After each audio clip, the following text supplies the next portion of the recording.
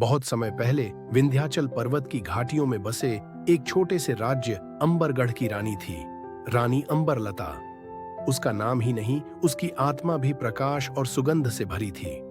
उसके चेहरे पर ऐसी आभा थी कि जिसे देखकर हर कोई मोहित हो जाता था। लेकिन उसकी सुंदरता ही उसकी पहचान नहीं थी। वह न्यायप्रिय, बुद्धिमान और साहसी और युद्ध कलाओं में भी निपुण थी। राजा वीरेंद्र सिंह और रानी अंबरलता की जोड़ी पूरे राज्य के लिए आदर्श मानी जाती थी। दोनों में गहरा प्रेम और विश्वास था। राजा युद्ध कला में निपुण थे और रानी राजनीति, साहित्य और जनता की सेवा में।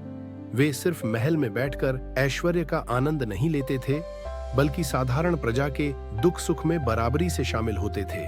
अंबरगढ़ राज्य हरा भरा था। खेतों में फसलें लहलहाती, नदियों का जल निर्मल था और लोग सुखी जीवन जीते थे। रानी अंबरलता अक्सर किसानों के बीच जाकर उनकी समस्याएं सुनती। वह महिलाओं के लिए कढ़ाई, बुनाई और शिक्षा की व्यवस्था करवाती। राजा और रानी की जोड़ी के कारण पूरा राज्य परिवार सा महसूस करता था। लेकिन सुख हमेशा स्थायी नहीं रहता। अंबरगढ़ की सीमाओं पर बसा पड़ोसी राज्य कुंडलपुर का शासक राजा दुर्योधन महत्वाकांक्षी और ईर्ष्यालु था। जब उसने देखा कि अंबरगढ़ की जनता अपने शासकों से प्रेम करती है और राज्य उन्नति पर है, तो उसके मन में जलन भर गई। उसने गुप्तचर भेजकर राज्य की ताकत और कमजोरियों का पता लगाया और अंबरगढ़ पर आक्रमण की योजना बनाने लगा। एक दिन जब राजा वीरेंद्र पड़ोसी राज्य की सहायता के लिए सेनाओं के साथ बाहर गए हुए थे, उसी समय दुर्योधन ने अवसर पाकर रात का अंधेरा होते ही अचानक अंबरगढ़ पर आक्रमण कर दिया। आधी रात को युद्ध का शंखनाद गूंजा। महल के द्वार तोड़ दिए गए। सैनिकों की टोलियां शहर में आग लगाने लगी। लोग डर के मारे इधर उधर भागने लगे। उस समय महल में राजा नहीं थे, लेकिन रानी अंबरलता घबराई नहीं। आक्रमण की सूचना मिलते ही उसने तुरंत कवच पहन लिया, हाथों में तलवार उठाई और सेनापतियों को आदेश दिया, आज अंबरगढ़ की आन पर संकट है। जब तक मेरे सांस में सांस है, शत्रु इस किले को पार नहीं कर सकेगा। रानी घोड़े पर सवार होकर रणभूमि में उतरी। उसका साहस देखकर दुश्मन सैनिक भी स्तब्ध रह गए। रानी ने खुद सैनिकों का नेतृत्व किया। वह तलवार से दुश्मनों को काटती हुई आगे बढ़ती। उसकी आंखों में ऐसा ज्वाला था कि शत्रु कांप उठते। रानी की प्रेरणा से अंबरगढ़ के सैनिक दोगुने जोश से लड़ने लगे, लेकिन संख्या बहुत असमान थी। दुर्योधन की सेना अधिक बड़ी और प्रशिक्षित थी। धीरे धीरे अंबरगढ़ के सैनिक थकने लगे। अपनी सेना को परास्त होते देख रानी ने एक नई योजना बनाई। उसने सेनापति से कहा, हम सीधे युद्ध में जीत नहीं पाएंगे, हमें अपनी चतुराई से लड़ना होगा। रानी ने नगर के चारों ओर बड़ी बड़ी मशालें जलाने का आदेश दिया, जिससे दूर से सेना अधिक दिखाई दे। दुश्मन को यह भ्रम हुआ कि बाहर से और सेनाएं आ रही हैं। इस धोखे से शत्रु सेना घबरा गई, लेकिन फिर भी आगे बढ़ती रही। युद्ध भोर तक चला। रानी अंबरलता घायल हो चुकी थी। आखिरकार दुर्योधन अंबरलता तक पहुंचने में कामयाब हो गया और रानी को चारों तरफ से घेर लिया। अब युद्ध दुर्योधन और अंबरलता के बीच चल रहा था।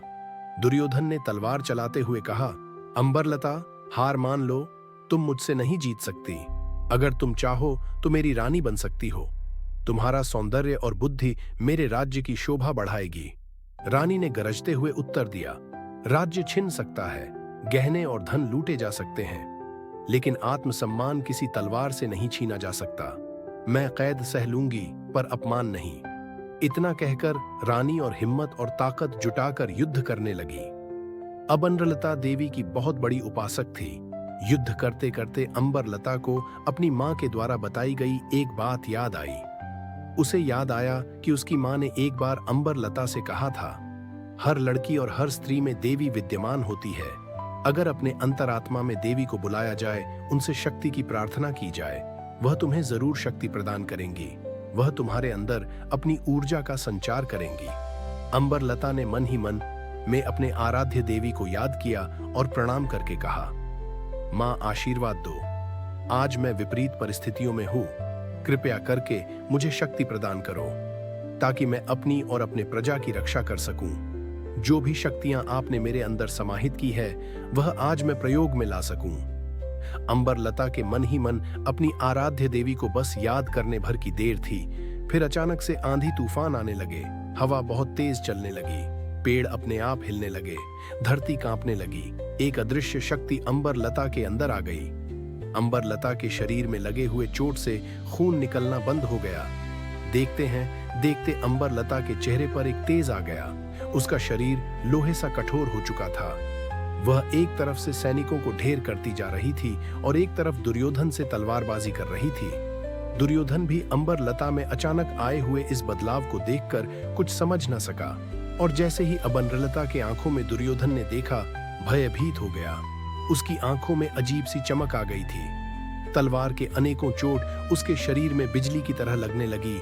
वह जख्मी हो गया। उसके शरीर से खून बहने लगे और उसके पैर लड़खड़ा गए और वह जमीन पर गिर पड़ा। अंबरलता ने तुरंत उसके गर्दन पर तलवार रखी और उसे कैद कर लिया। सैनिकों द्वारा दुर्योधन को कैद करने के पश्चात अंबरलता युद्ध भूमि में ही गिर पड़ी। मंत्रियों द्वारा रानी को महल में ले जाया गया और वैद्यों को बुलाया गया। रानी का उपचार चलने लगा। रानी के शरीर से बहुत रक्त बह चुका था। वह पूरी तरह से निढाल पड़ी थी। इधर राजा वीरेंद्र सिंह को युद्ध की सूचना मिलते हैं। अपने सैनिकों को लेकर वापस अंबरगढ़ की ओर निकल चुके थे।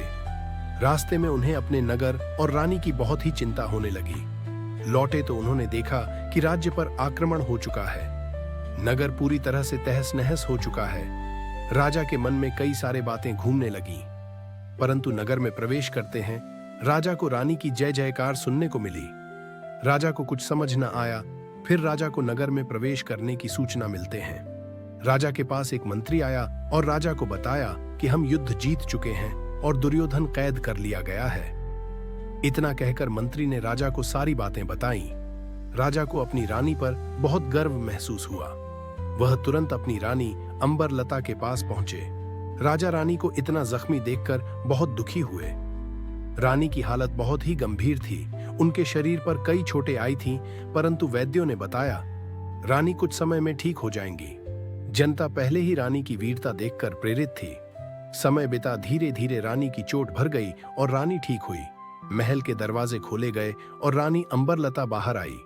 उसका शरीर कमजोर था, लेकिन आंखों में वही चमक थी। जनता ने तालियों और जयकारों से उसका स्वागत किया। रानी ने कहा, यह जीत मेरी नहीं, आपके साहस और विश्वास की है। याद रखिए, संकट चाहे कितना भी बड़ा हो, अगर हम डर कर भागते हैं तो हार निश्चित है, लेकिन अगर हम डटे रहें तो असंभव भी संभव हो जाता है। रानी ने आगे का जीवन और भी सादगी से बिताया। उसने शिक्षा, विशेषकर स्त्रियों की शिक्षा पर बल दिया। उसने कहा, अगर स्त्रियां शिक्षित और आत्मनिर्भर होंगी तो कोई भी शत्रु राज्य को कभी नहीं गिरा पाएगा। वह खुद महल में भव्यता से दूर रहकर जनता के बीच काम करने लगी। धीरे धीरे अंबरगढ़ फिर से समृद्ध हुआ। रानी अंबरलता की कहानी हमें यह सिखाती है कि साहस सबसे बड़ी ताकत है। परिस्थितियां चाहे कितनी भी कठिन क्यों ना हो, हिम्मत रखने वाला कभी हारता नहीं। आत्मसम्मान अमूल्य है। धन, राज्य और वस्त्र छिन सकते हैं, पर अपना स्वाभिमान कभी नहीं छोड़ना चाहिए। संकट से भागना नहीं, सामना करना चाहिए। डर कर भागने से समस्या बढ़ती है, लेकिन डटकर खड़े होने से जीत मिलती है। शिक्षा और एकता से राज्य मजबूत होता है। शिक्षित और संगठित समाज ही हर संकट से जीत सकता है।